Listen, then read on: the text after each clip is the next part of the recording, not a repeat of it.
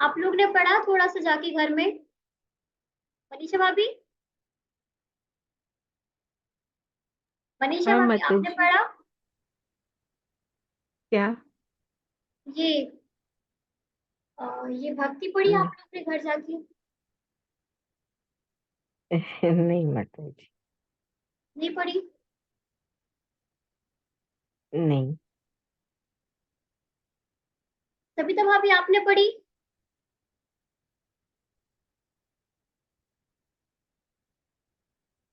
सविता भाभी, चलो आप शुरू करते हैं, ठीक है। पृथ्वस्ति घाति कर्मणा केवल ज्ञानी भास्करा कुर्वन्तु जगतां शांतिं वृषभाध्याये चिदेश्वरा। में कहते हैं कि प्रशस्त घातिया कर्मों का क्षय कर दिया है जो केवल ज्ञान भास्करा, केवल ज्ञान रूपी सूर्य से शोभायमान है, ऐसे वृषभाधा जिनेश्वरा वृषभ आदि तीर्थंकर मतलब वृषभ आदि तीर्थंकरों को जगताम शांति कुर्वन्तु, संसार के समस्त जीवों को शांति प्रदान करें। जिन्होंने घातीय कर्मों का क्षय कर दिया है। घातीय कर्म कितने होते हैं? 4। 4। कितने होते हैं? 4। 4 4। तो जिन्होंने घातीय कर्मों का नाश कर दिया है, उन केवल ज्ञान रूपी सूर्य से शोभायमान है, जो किससे है? केवल ज्ञान रूपी। केवल ज्ञानी कैसे होते हैं?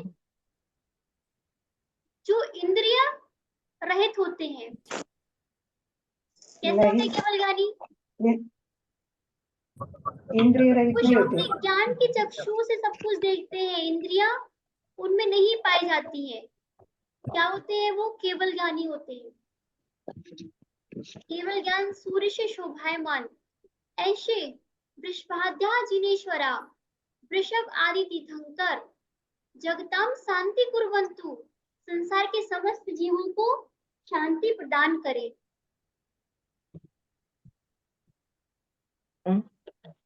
ज्ञानावर्णी, दर्शनावर्णी, मोहिनी व अंतराय, इन 4 घातीय कर्मों को जिन्होंने समूल क्षय कर दिया है,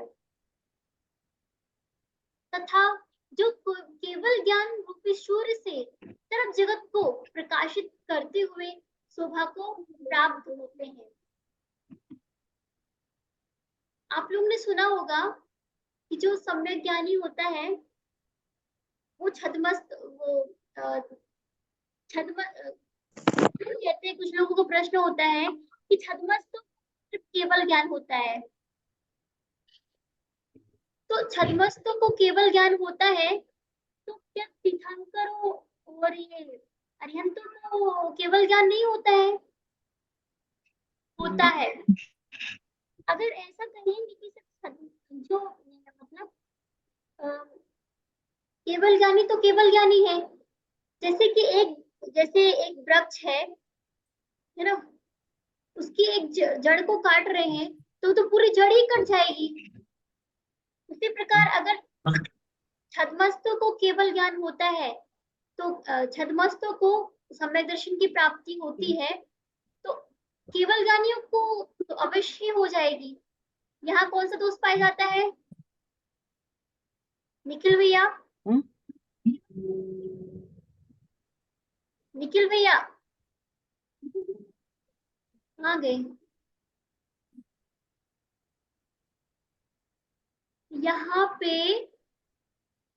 अव्याप्ति दोष पाया जाता है। कौन सा दोष? अव्याप्ति पनी का दोष पाया जाता है। इस प्रकार जब छद्मस्तों को छद्मस्त कौन कौन से गुण स्थान तक के जीव होते हैं?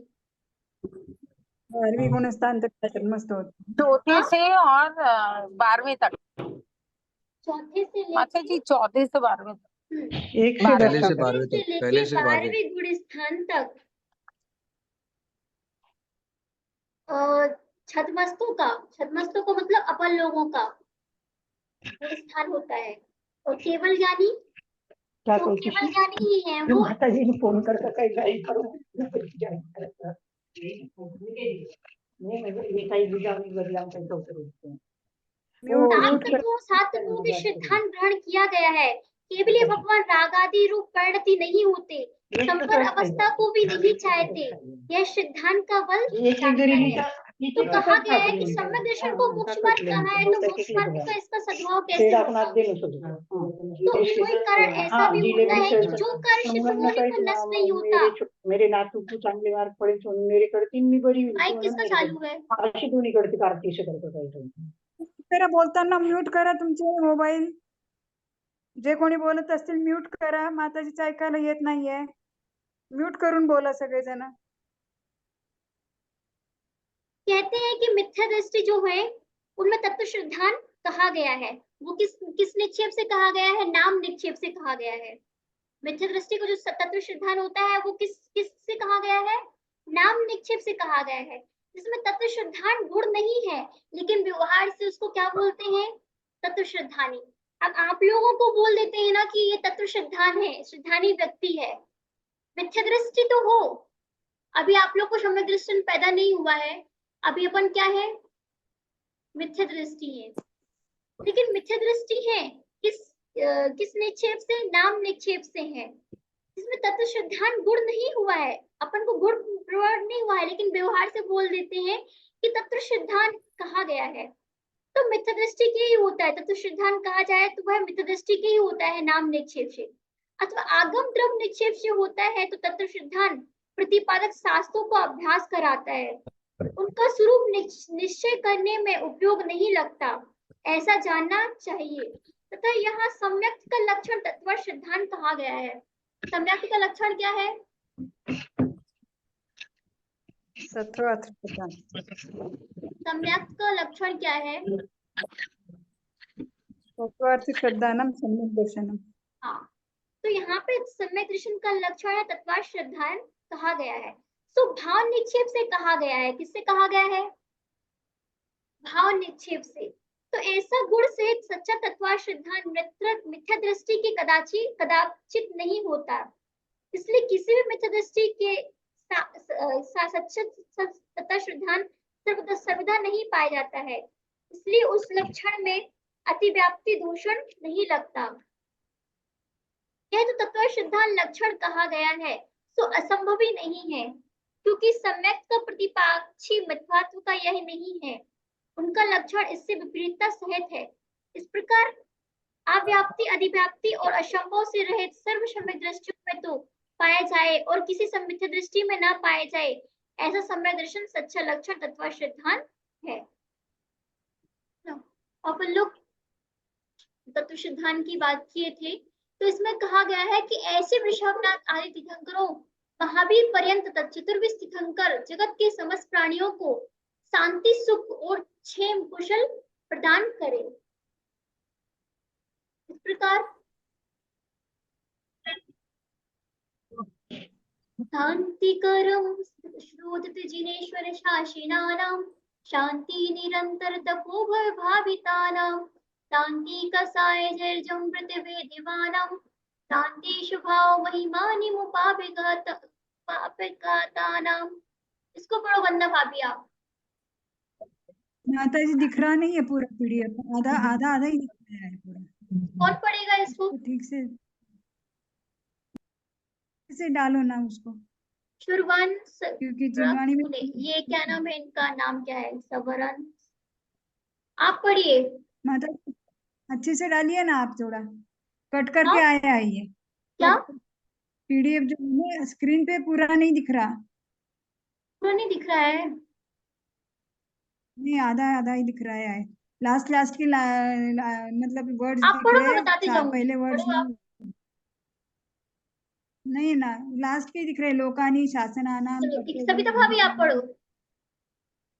निखिल भैया आप पढ़ो। शांति जिनेश्वर शांति शासनानां, शिरोधृत जिनेश्वर शासनानां, शांति निरंतर तपो भव भावितानां, शांति कषाय जब मृतवैभवानां शान्ति स्वभाव महिमानमुपगतानाम्।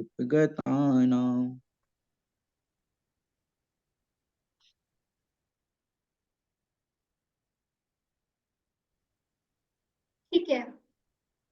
तो जिनेश्वर शासनानाम, जिनेन्द्र देव की आज्ञा को श्रोधत मस्तक पर धारण करने वालों को शांति प्रदान हो। निरंतर तपोभव भावितानाम, अखंड तपस्रण कर मोक्ष की आराधना करने वालों को शांति प्रदान हो। अखंड तपस्रण करने वाले, मोक्ष की आराधना करने वालों को क्या हो? शांति हो और कल्याण हो। कसाय जय जम्बी तबे भवावनाराम, कसायों को जीतकर आत्मिक वैभव से शोभायमान मुनियों को समता रस की प्राप्ति हो। शुभ भाव महिमान मुपावगातानाम, आत्मा के स्वभाव की महिमा को प्राप्त ऐसे यतियों को शुद्ध अवस्था उनका लक्षण हो। तो क्या कहा गया है कि हे शांतिनाथ भगवान, जिन शासन की आज्ञा को शुरुआर्थ करने वाले भव्य जीवों को शांति और सुख की प्राप्ति हो। क्या कहा गया है कि शांतिनाथ, जिन शासन की आज्ञा और शुरुआत, जो जिन शासन की आज्ञा में लगे हुए हैं उनको क्या हो? शांति प्रदान हो। अब कहा है आचार्यों ने कि अगर भगवान से आप कुछ मांगते हो तो मांगने से पहले ये सोचना चाहिए कि हमें क्या मांगना है। भगवान से ये मत कहना कि भगवान मुझे सुख दो, क्या नहीं करना कहना, भगवान मुझे सुख दो, बल्कि ये कहना कि भगवान मुझे दुख से झेलने की शक्ति दो। आचार्य मान तो क्या कहा था? उन्होंने आचार्य मान तो उन्होंने जब स्तुति की थी भक्तांबर जी की, तो उन्होंने किस भाव से की थी? इस भाव से नहीं की थी कि भगवान हमारे 48 ताले टूट जाए, इस भाव से की थी कि जो हमारे दुख हैं उन दुखों को जीतने की शक्ति दो, उन दुखों को झेलने की शक्ति दो। और अगर दुख में लेने की शक्ति मिल गई तो कभी भी कहीं भी रहो जीवन में सुख मिलेगा। अगर दुख झेलने की शक्ति आपको मिल गई तो कहीं भी जीवन में आपको सुख मिलेगा। और अगर आपने सुख की चाह रखी और दुख झेलने की शक्ति नहीं रखी तो कभी भी रहो, कहीं भी रहो, आपको हमेशा क्या मिलेगा? दुख ही मिलेगा। तो इसमें कह रहे हैं कि हे शांतिनाथ भगवान, जिन शासन की आज्ञा से शुरुआत करने वाले भव्य जीवों को शांति और सुख की प्राप्ति हो।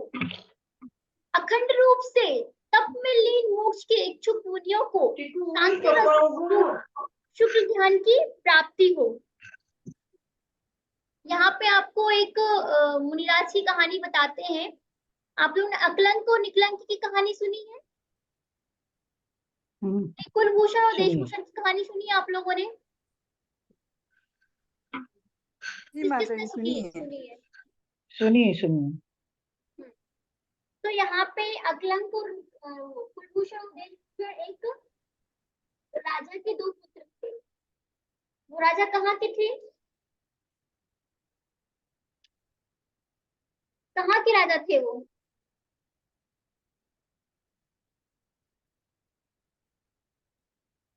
आप लोगों ने पढ़ी है, बताओ कहाँ के थे?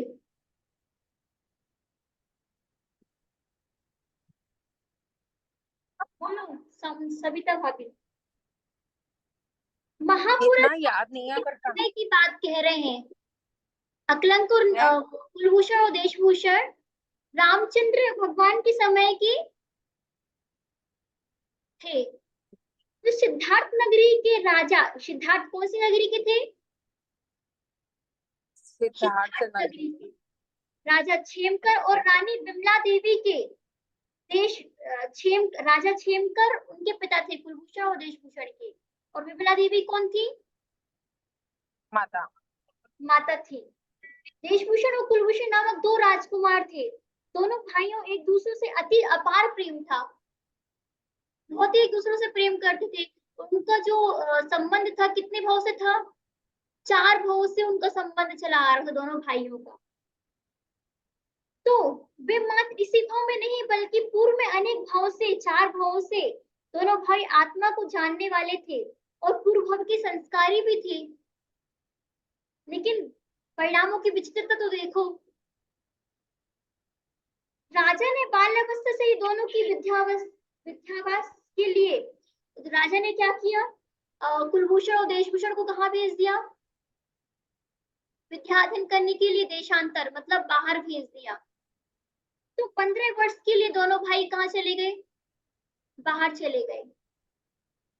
इतने में वो दोनों भाई अपने विद्याध्ययन करने में मग्न रहते थे। विद्या गुरु के अलावा वो किसी को भी जगत में जानते ही नहीं थे। और विद्याभ्यास पूरा करके जिस समय दोनों युवा राजकुमार घर आए, उस समय राजा ने नगरी में श्रृंगार कर दिया। अब जब 15 साल बाद कोई अपने घर आएगा, है ना, जब कोई मतलब बहुत दिन बाद अपने घर आता है, कोई मेहमान आता है तो अपन घर सजा लेते हैं। फिर तो उनके पुत्र आ रहे थे, देशभूषण और कुलभूषण। 15 वर्ष बाद जब वो अपने देश के लिए वापस आए तो राजा ने अब नगरी सजा ली। तो विद्याभ्यास पूर्ण करके दोनों राजकुमार घर आए, उसी समय राजा ने श्रृंगार कर लिया, मतलब पूरी नगरी का। और उनके विवाह के लिए राजकन्याएं भी पसंद करने की तैयारी की। और दोनों भाइयों को स्वागत यात्रा संपूर्ण नगर में घूमती हुई राजमहल के पास आई। तब उन्होंने झरोकों में एक अति सुंदर राजकन्या को प्रसन्न मुद्रा में खड़ी देखा। उसका अद्भुत रूप देखकर दोनों राजकुमार उसके ऊपर मुग्ध हो गए, मोहित हो गए। कुलभूषण और देशभूषण, उसकी बहनी थी वो कन्या जो बहुत सुंदर थी, तो मुग्ध हो गए। तो वह राजकुमार एक टक उनको देख रही थी और उन दोनों का रूप देखकर बहुत ही प्रसन्न हो गई। तब एक साथ उन देशभूषण और कुलभूषण दोनों भाइयों को ऐसा लगा कि यह राजकन्या मेरे लिए ही है, यह मेरे ऊपर प्रसन्न हो रही है, मैं इससे ही विवाह करूंगा। परंतु दूसरा भाई इसी राजकन्या के ऊपर भी नजर रखकर उसे राग से निहार रहा था। अब क्या हुआ? दोनों में आपस में लड़ाई हो गई। लड़ाई होने के लिए तैयारी होने लगी। दोनों कहाँ बैठे थे? हाथी के ऊपर बैठे हुए थे। और हाथी पे बैठे हुए आपस में वाद विवाद करने लगे और युद्ध की तैयारी होने वाली ही थी। उतने में नगर के मंत्री आए। देखा कि ये दोनों भाई उस कन्या को देखकर लड़ रहे हैं। तो फिर उन्होंने बताया कि हे पुत्र, तुम क्या कर रहे हो? ये आपकी बहन है। आपके 15 साल बाद आपके आगमन की सूचना सुनकर आपको निहार रही है। तब क्या हुआ? दोनों भाइयों को पश्चाताप हुआ। हाँ, पश्चाताप हुआ। और क्या हुए? हाँ, वो उसी हाथी में बैठे और भूल बैठे स्वीकार की। वन की ओर चले गए। कहाँ चले गए? फिर नीचे वैरागी उतरे हो भी गया। नहीं हाथी से। दोनों भाई पश्चाताप करते हुए सोचते हैं, अहो भाग्य, हमने क्या किया?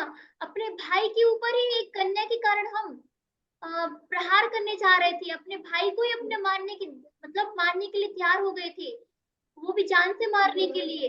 बताओ कि कैसा हमारा दुर्भाग्य था। ऐसा पश्चाताप करते हुए ऐसा उनके मन में बैराग आया और तुरंत वापस चले गए। कहाँ चले गए? वन में गए।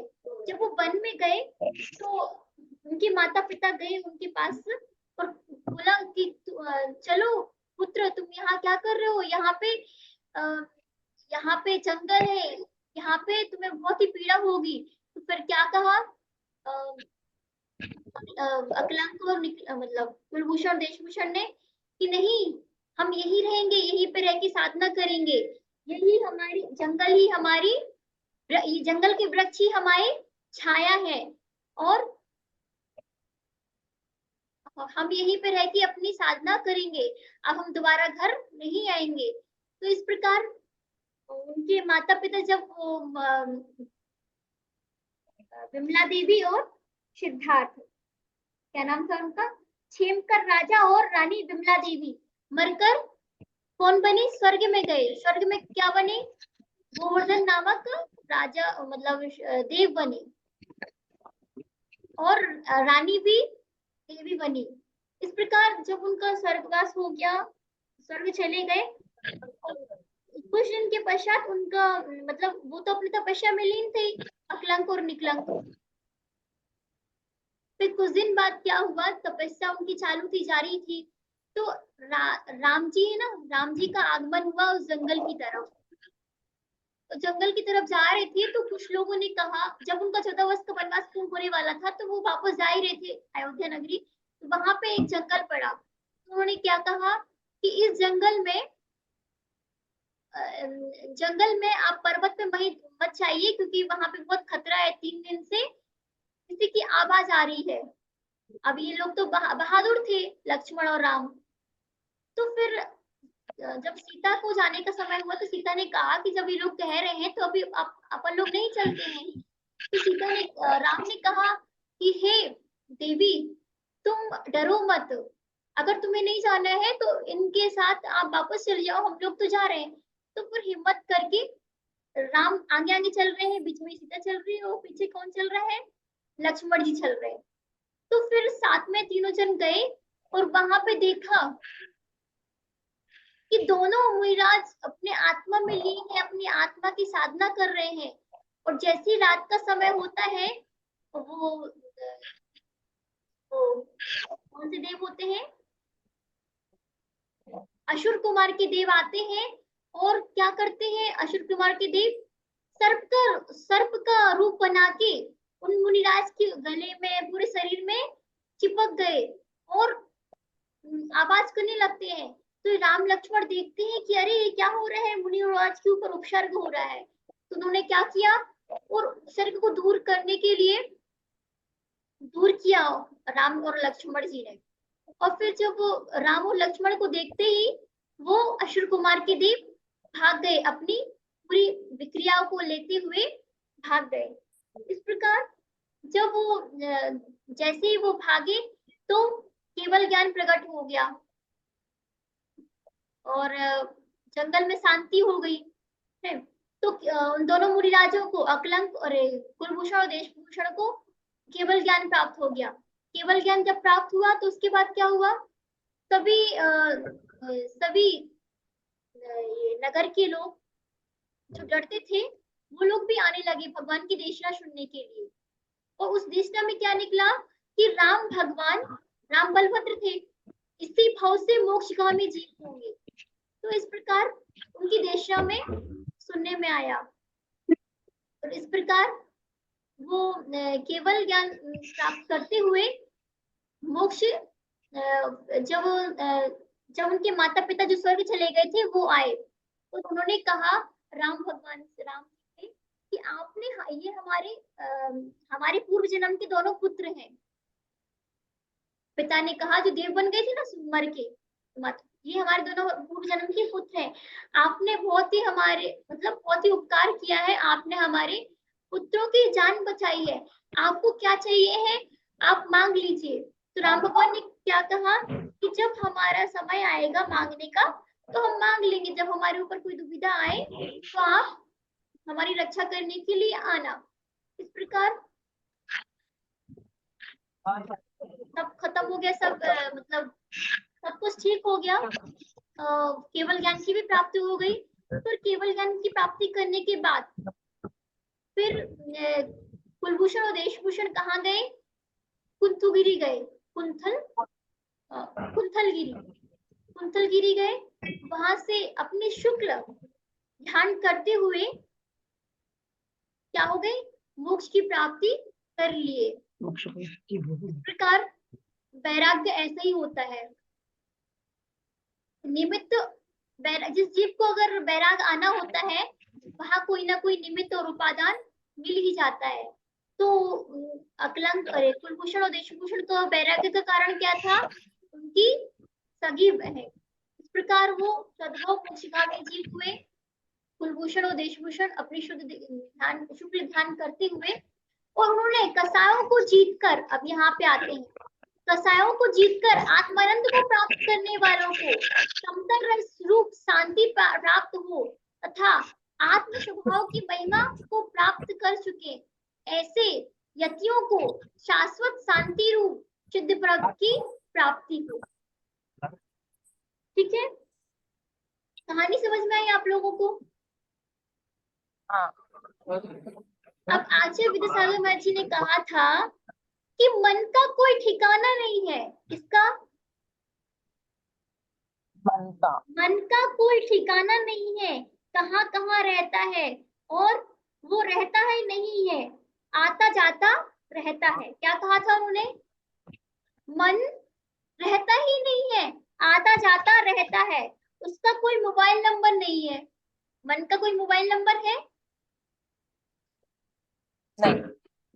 मन का कोई मोबाइल नंबर नहीं है, होता है, पता कर ले कि कहाँ पर है। आपको पता करने की बहुत ही आवश्यकता है कि मन कहाँ पर है, क्योंकि आप उसके साथ, आपको अगर आपको चाहिए है कि मोबाइल नंबर ले सकते हैं, तो जिस उदार व्यक्ति को आपने पाल रखा है, मन को पाल रखा है, उसका नंबर अवश्य ही ले लीजिएगा। वो नंबर कहाँ मिलेगा? वो नंबर कहाँ मिलेगा बताइए? वंदना भाभी चली गई। वो नंबर हमें अपनी स्थिरता में मिलेगा, अपने आत्म स्वरूप में मिलेगा, सिद्धालय में मिलेगा। इस प्रकार हम शांति भक्ति, आज हमारी 15 और 16 नंबर का, नहीं 16 और 17 नंबर का काव्य पूर्ण हुआ। इस प्रकार ख्यातो में नास वेको, ज्ञानी प्रति प्रकाश वेको, अपा परे वास वेको, ज्ञान शिवा खानी है, छाऊ द्रव्य जान वेको, वंदे वेने मान वेको, शुपारे प्रचान वेको, यही सीने वाणी है। हे सिनवाणी भारती, तो जपू जिंदे, जो तेरो शरणा गए, सो पावे सुख चेव, देव वरु वजो अरिहंत को, गुरु सेवा निर्गंत, दया धर्म पालो सदा, यही मोक्ष का पंथ। जब जिनवाड़ी माता की जय। अच्छा लगा आज का कि नहीं? तो समझ में आया? नहीं समझ में आया तो बताइए। आ गया आ गया। आया समझ में? इच्छा कर माता जी, इच्छा कर माता जी। हाँ हाँ बोलिए। इच्छा कर माता जी, हाँ हाँ बोलिए। समझ में आया। अच्छा, आया ना? हाँ हाँ। हाँ। क्या आदत नहीं रखे? आशीर्वाद।